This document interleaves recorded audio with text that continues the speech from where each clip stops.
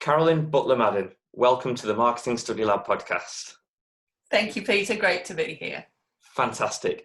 As always, we start with a random opener, and this random opener will lead towards our more actionable insights later on in this episode. So the first question I'd like to ask is, when has the wrong path led to the right one? Okay, great question. Can I give you a personal story Absolutely. for that one? Of course, go for it. So a wrong path I was on back in my late 20s when I lived in London. I went on holiday to what was then Yugoslavia, now the former Yugoslavia. Okay. Fell in love, well, had a bit of a holiday romance. And then when the war started, went to and fro a little bit when the war started, I ended up letting my heart lead me and found myself in a war zone, Wow. on a path for love, the wrong path because you shouldn't be in a war zone. And everybody, all my friends, my family, they just thought I had absolute rocks in my head. But eventually that led to a right path because we're still together today and fantastic. we have a beautiful 21-year-old daughter. Hey, that's round of applause. I think that's the first round of applause on 124 episodes. That's fantastic. Love that story. And for anybody that's under the age of probably around 30 or maybe 20, they're thinking, Yugoslavia? What the hell is that? What the hell is that? Yes, yeah, wars did happen. Yes, excellent. I love that story. I wasn't expecting that at all. Excellent. So, moving on, what's been your story, and I suppose that's part of it, but what's been your story that has brought you to this point of your career, and can you tell us what you're all about now? Yeah, so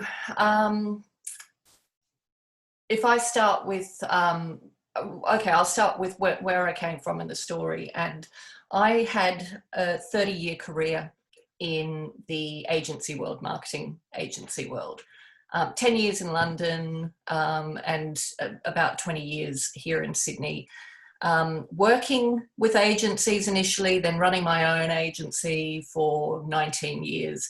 Working with big brands, so brands like, brands you would know like Pepsi, Cadbury, Microsoft, Panasonic, brands across loads and loads of different categories.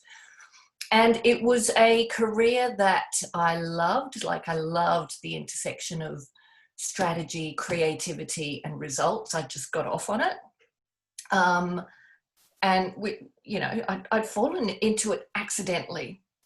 So it wasn't a career I chose by design. I was actually on a traveling path, and I came back from one set of travels to London, wanted to go traveling again, landed in an agency, doing admin work, and they brought me in, and the rest is history. And I just, found this great sort of synergy.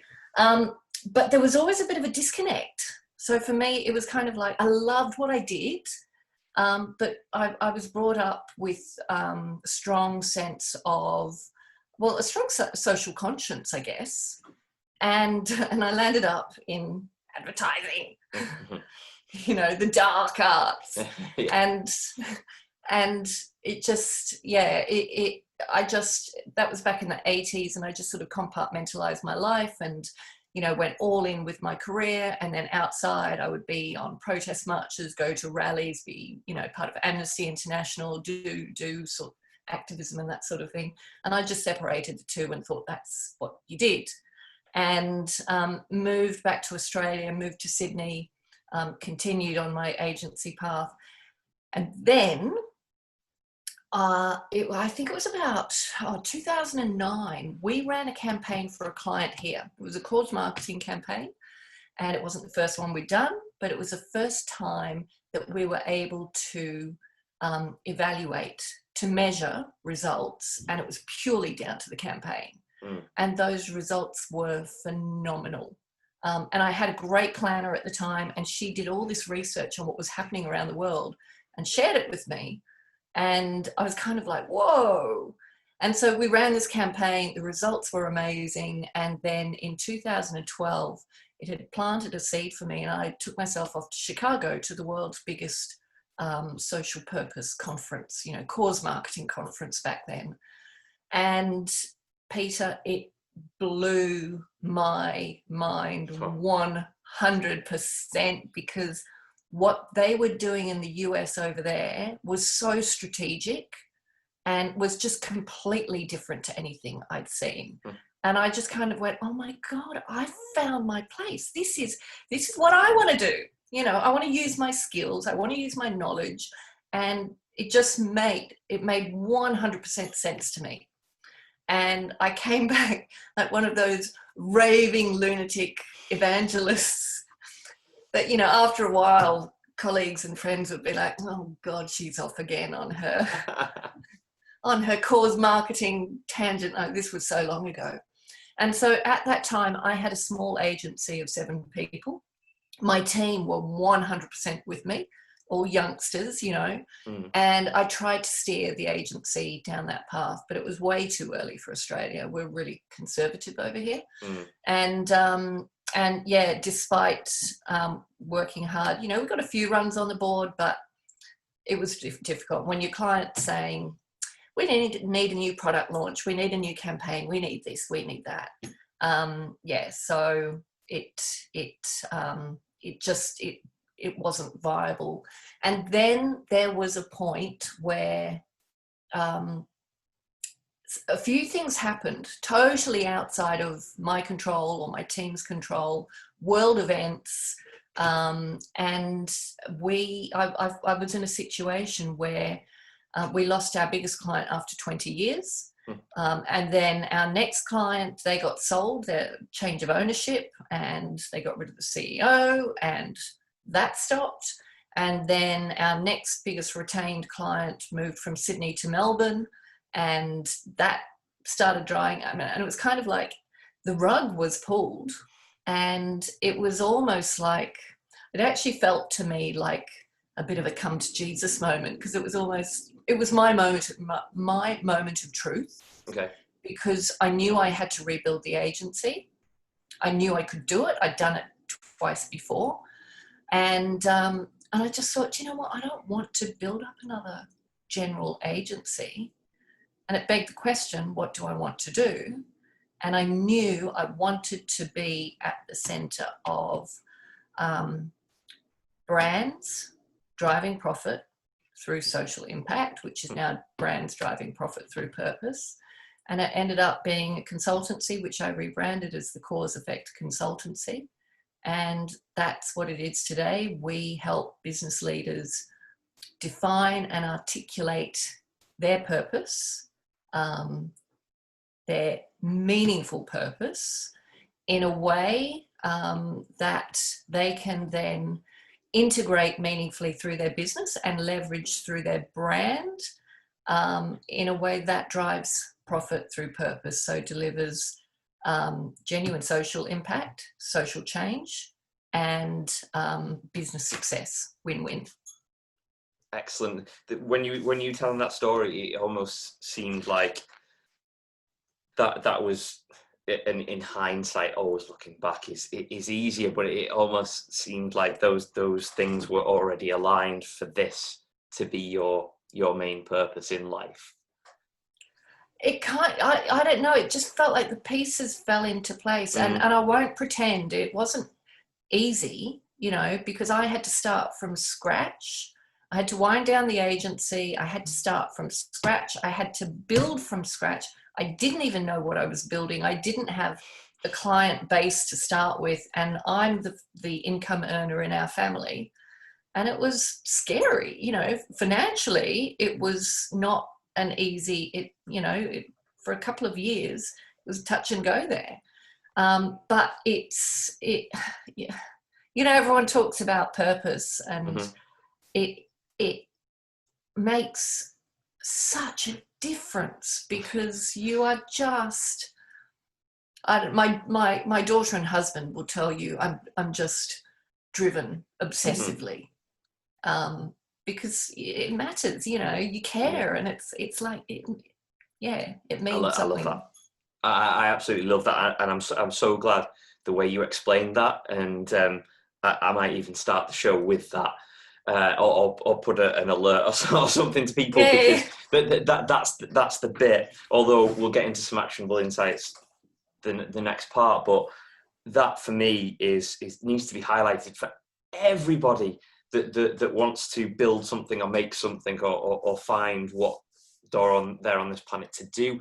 That it's not I did this and then I knew that would happen, and I'm here. It's like you find these moments in your life that are like, well, this is a point, this is a key point, this is a key point, but it's never easy. It shouldn't be easy. And so I'm so glad you explained that as you did, because that just highlights the difficulties of getting where you feel you should be, but that's no reason to not try to get there. Absolutely. And you don't know, I think, I've had many of those moments in my life, or several, not many. Mm-hmm. And I call them my Hyde Park Corner moments, because I always remember Hyde Park Corner in London, being in my little car, trying to get on that frickin' roundabout, and, when it's really busy and you can't get on. And I will admit that once or twice, I literally closed my eyes, hunched my shoulders, put my foot on the accelerator, took a deep breath and hoped for the best. Because I knew I had to move. Mm-hmm. And I think about that when I have those moments in my life where it's like, I don't know where this is going to land up, but I know I've got to take this step into the unknown, because I can't just stand here. Brilliant. And, you take that deep breath, and don't do that on Hyde Park Corner. Yeah, absolutely. Yeah. Times have changed. It was a different time then. please don't do that. That's the caveat for the show. Don't close your eyes while driving. Excellent. So I want to move on to some actionable tips, and I think you can really, really help us out here. But looking back a couple of episodes, we had Carolyn Porter on, who who introduced us, which I'm so glad for that. And she discussed social purpose and impact and how to create it within an organisation. But today I want to focus on, specifically because of your background, how you start to include it in your marketing and your marketing plan. And again, specifically through your Path to Purpose program. So that's kind of where the actionable tips are going to come from today. So basically, over to you, and talk us through the Path to Purpose program and how that can help people with social impact and purpose. Brilliant, thank you. I'll take you through the methodology first as an overview, and then I'll give some actionable tips. Brilliant. Within some of the pillars that I think people will find useful. Yeah. So the methodology, I created it. So while I was writing my book, Path to Purpose, I was doing a lot of research in the area. I'd been through a few years where I tried to steer my agency down the path, and I'd learned from that people loved the idea of it. Clients, I was presenting to marketing directors and teams and everything, and pretty much without exception, people loved it. Like, they got excited. You could see their body language shift when I started sharing stories and examples and things like that. But when it came to the crunch, very few acted on it. And what I identified was fear. It was fear of getting it wrong, particularly when you talk about purpose and brand purpose. We've seen some big brands take some bad missteps and get absolutely smashed. And I think I know there is a real fear around it. And as someone said to me, if you do the same thing you've always done as a marketer and you don't get the results, nobody's going to have your head for it. It might be a bit different these days, but a few years ago. Whereas if you do something new and different, take a different approach, if you get it wrong, if you don't get the results, you're done for. And that was the view here. So this methodology was created because I thought, how do I take the fear out of it? How do I give them confidence that they're not going to come a cropper, that they're going to be able to not only do this well, but avoid the missteps and unlock the full value of a purpose strategy.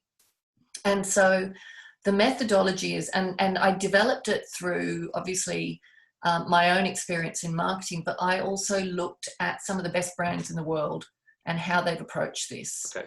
And I deconstructed the way they'd approached it. And not all of them do all of this, but they all do some of it.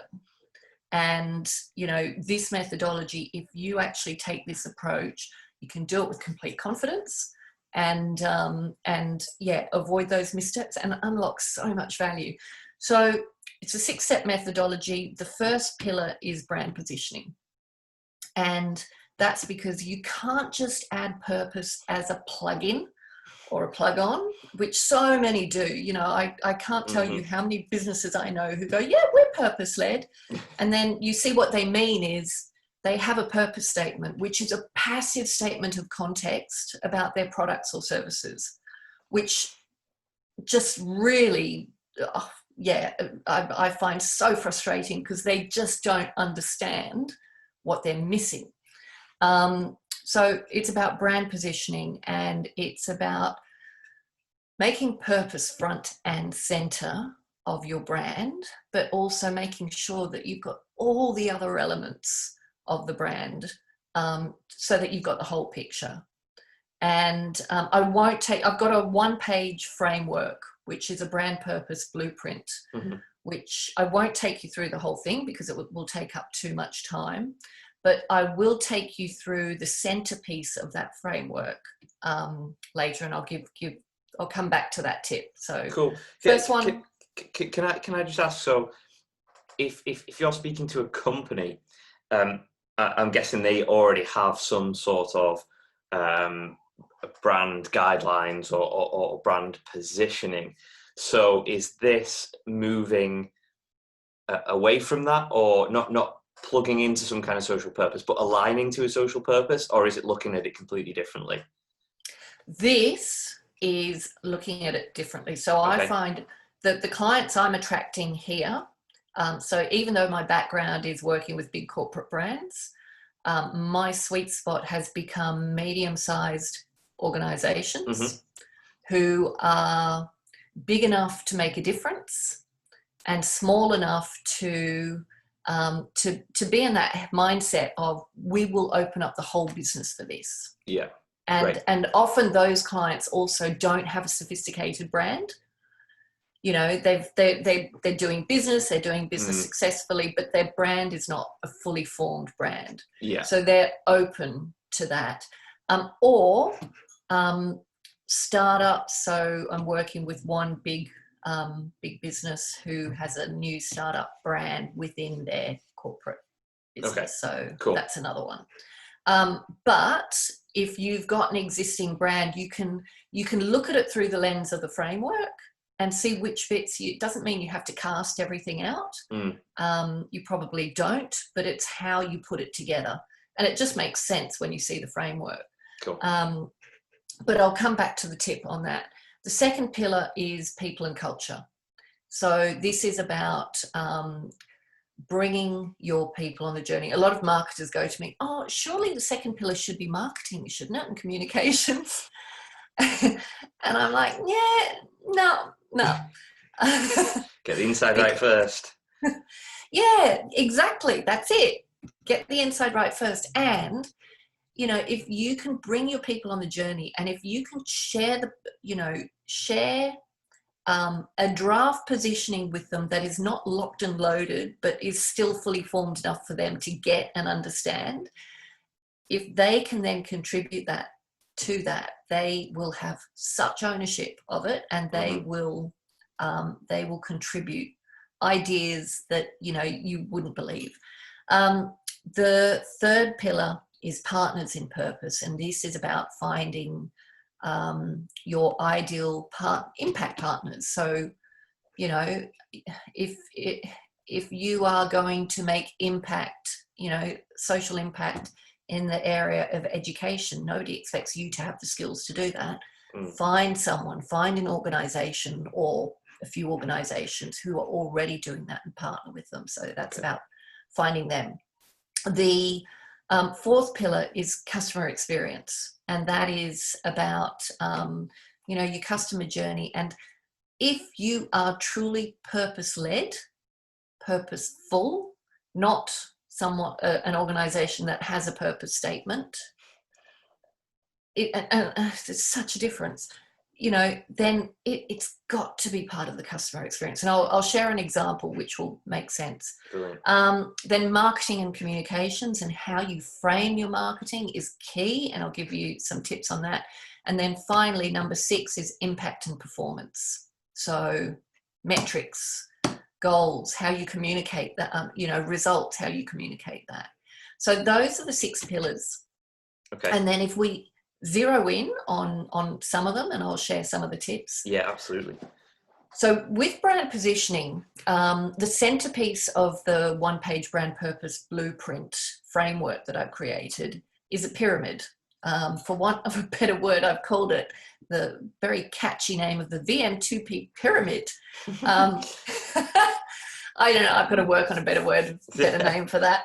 But that pyramid is your vision, mission, promise, and purpose, as in social purpose. Okay, so at the top of the pyramid, if you kind of draw a line at the top end, so you've got a little triangle, that's your vision piece. Now, when I say vision, I'm not talking about vision in terms of by 2025 we want to be the most respected whatever, in the region.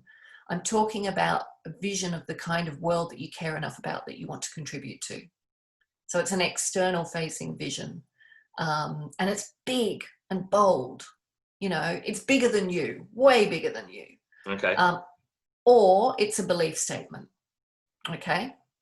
So I'll use my brand as an example. Our vision is a world where business is a force for good. And brands and marketing drive profit through purpose. Okay, cool. That's the world I'm working towards. Yeah. Then your mission is the centerpiece. So think of your mission as the diamond in the middle. So there are 2 little triangles on either side of the pyramid, and in the middle is a diamond shape, and that's your mission. So your mission is the change you seek to create. That levels up to your vision. So it's how you contribute to that vision, to that world. And, once you have that vision, it should come out of it relatively easy. So for us, our mission is to make purpose, genuine purpose, i.e. social purpose, a vital part of doing business here in Australia and beyond. Okay. And that goes beyond the products I sell. Everything I do is about that. Talking with you on this podcast is about that. Everything is. And then on one corner, you then have your promise, your brand promise, which is your no-fail commitment of value to your customers each and every time they do business with you. And on the other side is your social purpose, because often a vision, and your vision plus mission is your purpose. You put those 2 statements together and you have your purpose statement. That's your why. But often it doesn't always clearly level up into social impact. So the reason I've got that social purpose part of the pyramid is to make sure that you define how through that mission you're going to create social purpose. Does that make sense? Absolutely, yeah. Cool. So my promise, our promise, is to enable brands to do well by doing good. So every, whatever product they do, that is the outcome that I commit to delivering, I promise. And our social purpose, even though our purpose will have strong social purpose, we have added direct social purpose, which is to use our own giving to inspire our clients and our network to integrate social impact into their own business. I love the detail of all of that. I think even if it wasn't for social purpose, for example, or even impact, I just feel every single company needs to kind of do those types of techniques and get that first and foremost. And I'm so glad it's number one. Yeah, it's and it makes such a difference, doesn't it? Absolutely. Yeah, people and culture, it's really about bringing them on a journey and getting them to contribute their ideas, and there's so much value in that. So that is the biggest tip I could give there. With customer experience, so again, it goes back to when you are purpose-led, it should change things. It should cause you, it should drive you to innovate. So I'll give you an example of a client of mine who are a recruitment agency here in Australia. They're called Beaumont People, and they're in Sydney, and they're up in northern New South Wales in Byron Bay.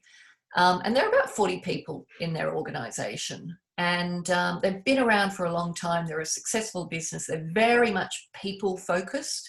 You can feel it as soon as you walk into their business. But when we did the work around their purpose, we identified their sweet spot was around meaningful work. And yeah, it was really interesting when we uncovered it, because it was so true to who they were, that they cared about connecting people to organisations that enabled them to perform meaningful work. And when we looked into that, we realised that even though so many people talk about meaningful work, nobody has actually done, nobody's quantified what it means. So what it means to you is different to what it means to someone else. What it means to you today is probably different to what it meant to you 10 years ago. So there are different drivers and attributes of meaningful work, and it's a really fascinating area, but nobody had really studied it properly. And so they got academics involved, and they did a big piece of work, and they developed the world's first meaningful work survey, which led to the world's first meaningful work profiling tool. So suddenly, as part of their customer experience, they have, for candidates, they're able to identify what meaningful work means to them. They're able to understand their needs better than they could before. And for organizations, they can understand what meaningful work, what actual attributes of meaningful work they are able to deliver to people. So suddenly you can actually better match people to organizations, and you can create more opportunities for meaningful work. And that's become part of their customer journey and their custer experience. So they're in recruitment? Yeah. Yeah. And they've got the Beaumont People Meaningful Work report that came out of the first study, and they'll do it. I think they're doing it on an annual basis. But the other thing they've done, so that's now part of their customer experience, and we've sort of weaved that in. But beyond that, they're being true to their purpose, because they've made that profiling tool available to anybody, including their competitors. That's cool. Because they are driven by their purpose. Yeah. So it's not just about, there's a competitive edge for us. And in being driven by their purpose, they've been elevated. They're elevating themselves into a thought leadership position, because suddenly they are the meaningful work people. And, everything they're doing now is about, how do we do this? How do we help our candidates better match to organizations? All of this sort of stuff, and with their own people as well. So that's an example of customer experience. And the one thing that I take away from that is it just highlights the fact that the purpose and why you exist it should be ingrained, and like you said, it's what you stand for, it's what you believe in. So if it's getting your competitors involved in that, or offering something for free, then you should do, because that is what you've signed up to do.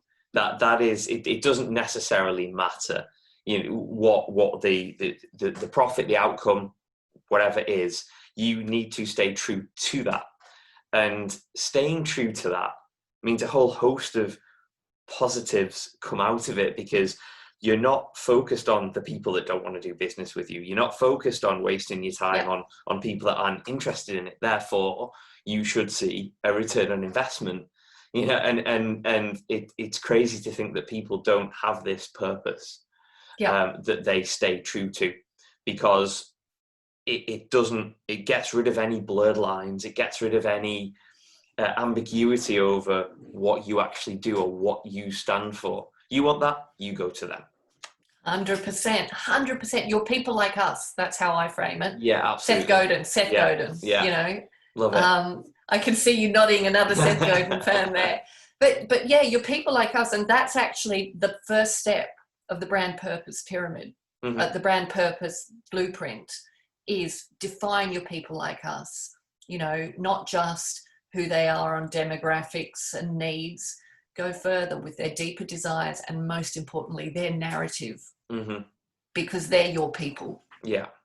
And, you know, you don't need millions of clients. You need, you know, some really good clients who want what you have to offer, who will value what you have to offer, who will implement it fully, and who will become your greatest promoters. Yeah. And so you're signaling them, exactly what you say, you're signaling them. But also, your people, you know, it's about energizing them and inspiring and unifying them. And, you know, Beaumont People were a great example. We couldn't hold back their team. Like, when they got hold of this, we actually wanted to delay launch for some other reasons, and they were like, "But this is us. We've got to do the work. We've got to help people. We've got to talk about it. We've got to do this, that, and the other." And it was like, "Whoa, come back. We're not ready. We're not ready yet." But that's the energy, and you know, you tap into that energy, and it's a game changer. So that's customer experience. So marketing and communications. I want to share some tips here, because a lot of people say to me, "Oh, we do all this good stuff. We support charities. We do this. How do we talk about it in a way that, you know, especially here in Australia, Australians don't like people big noting each other, but it's anyway, it's an English trait as well, isn't it? And it's kind of like, how do we talk about it in a way that we don't sound like we're big noting ourselves?" And my response to that is, well, you don't. Reframe it. Think about it differently. Instead of thinking about how do you tell people about the good you do, instead think about, actually, yeah, maybe we do good, but what is the impact? What is the impact we want to create in the world? And then invite people to come and collaborate with you to help you create that impact, and facilitate something that enables them to do it. So it's just reframing it. It's don't tell people about the good you do, invite them to help you create it. And, you know, you put that into your marketing or communications, and it changes the dynamic. It changes the energy. You know, you, without telling people that you're a good business or a good brand, you're showing it by action. It helps build conversation as well. Yeah, absolutely. And people, again, it's just a really human trait that people want. They want to be asked for help. They want to feel significance, you know, they want to contribute. So that's my tip on marketing and communications, is invitation. And I use a simple framework that I learned years and years ago when we worked with Unilever as a client. And they had this great framework that I've used numerous times, which was, think about, what are you inviting people to do? What experience are you delivering? and then how you amplifying that experience. And on the subject of amplification, when it comes to purpose, you will find partners who will allow you to do things that they wouldn't normally do if you were just promoting your brand. So I'll give you an example of Airbnb. They're a case study in my book, and I interviewed them for the book. And Airbnb are all about, so their purpose is to help people feel like they can belong anywhere. Mm-hmm. It's all about inclusion, okay?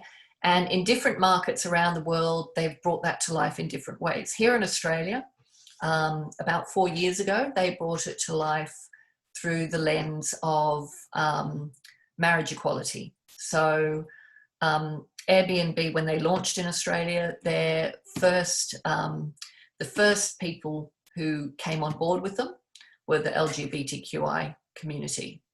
And so they supported them back and, you know, sponsored things like Mardi Gras Festival and things like that. So when it came to bringing their purpose to life, it coincided with the time where here in Australia, we had a postal vote about marriage equality. And Airbnb ran a campaign inviting people to show their support for marriage equality by getting a free ring and wearing it as a symbol of support. And the ring was specially designed and it had a gap in it. And that gap was there to symbolize the gap in equality. Mm-hmm. And they made the ring free on eBay. And they wanted as many people as possible to be able to get it. You didn't have to be an Airbnb customer. This was a purpose-led campaign. And anyway, about 200,000 people claimed the ring. Wow. And they didn't have budget for media. So they put most of their money into the rings. They didn't have budget for media. So they then went to other businesses who also supported marriage equality. So here in Australia, Qantas, the airline, the CEO of Qantas is a vocal supporter of marriage equality. So Qantas gave them the backs of all their boarding passes for free, and some other media.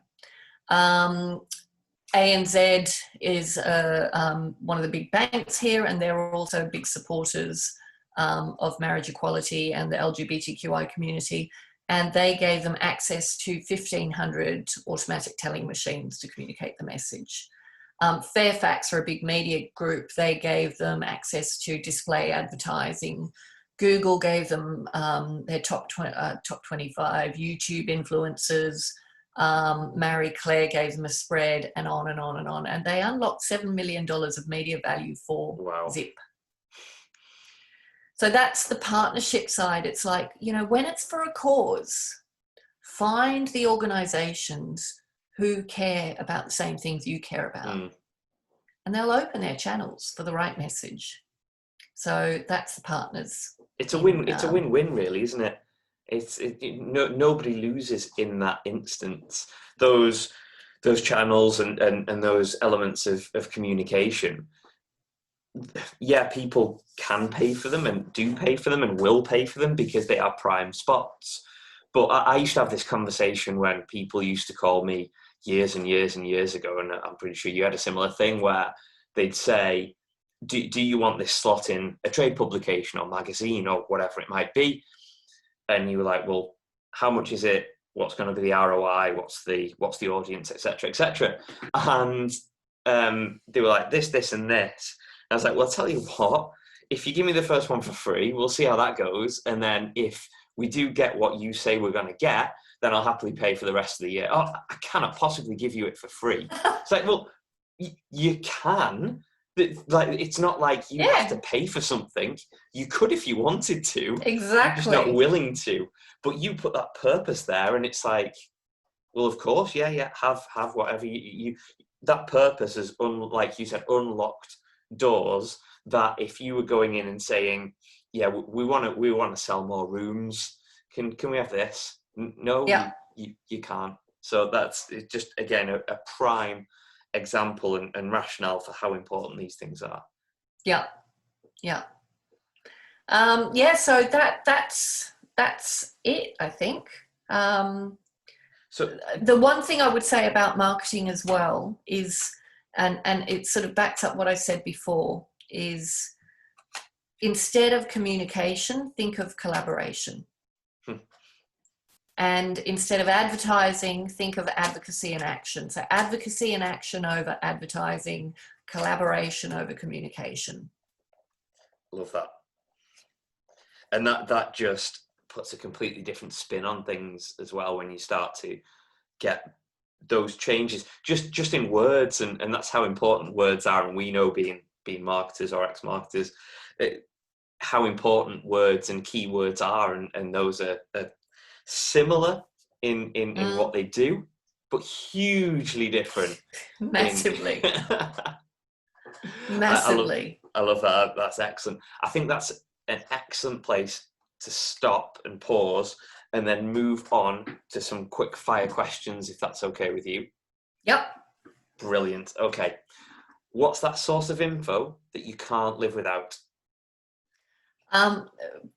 Might be a weird answer, but LinkedIn. I'm really active on LinkedIn, and I've hell yeah.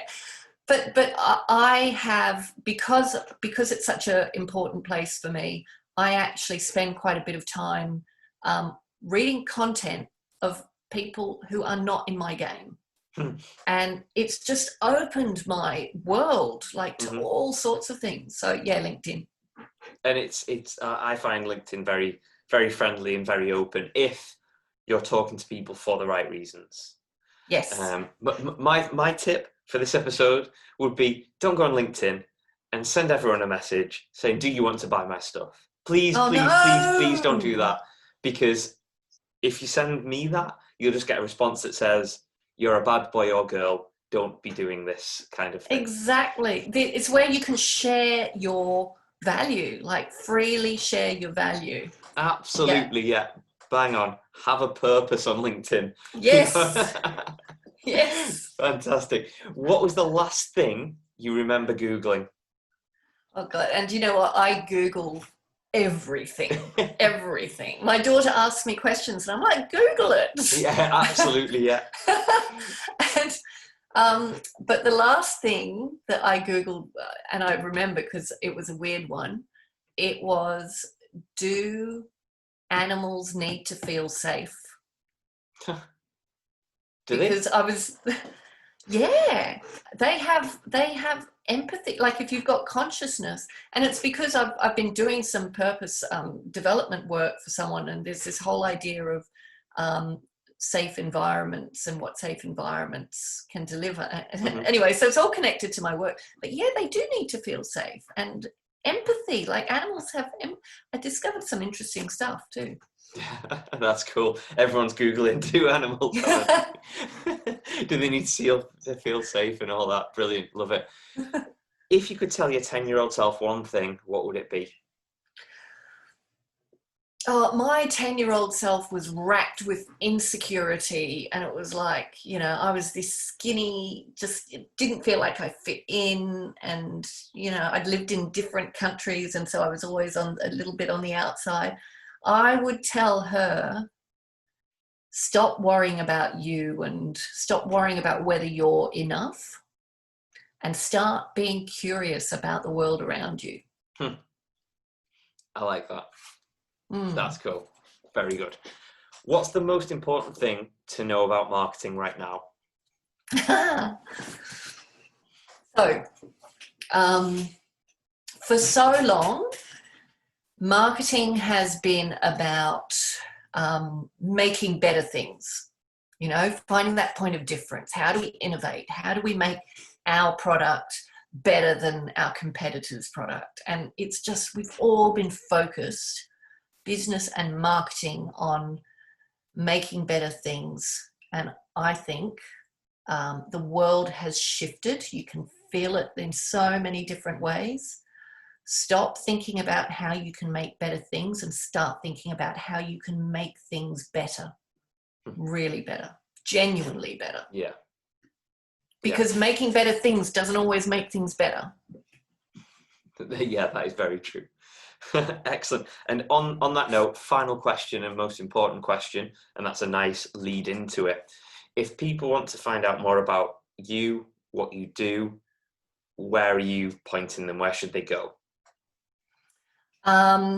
If you want to find out about, well, look, LinkedIn.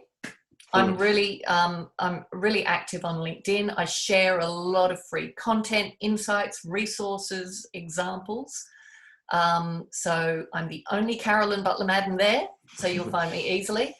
And our website, thecauseeffect.com.au. So sign up for our newsletter. You can also look under resources. We've launched recently a DGS page, do good shit, because, you know, doing good is good for business, and if you're not doing good, what the hell are you doing? But it's examples of all these businesses, you know, through COVID and beyond, that are doing good things, you know, good actions. Yeah. So yeah, website there, sign up there, have a look around there, lots of free resources there, but you'll find me on LinkedIn all the time. Fantastic. Free resources, we love it, and more people should be doing that. Carolyn Butler-Madden, thank you so much for joining me today. Absolute pleasure. So interesting, and so many insights there. It's been wonderful. Oh, thank you. It's been a real pleasure talking to you and finding a fellow LinkedIn person. Hey.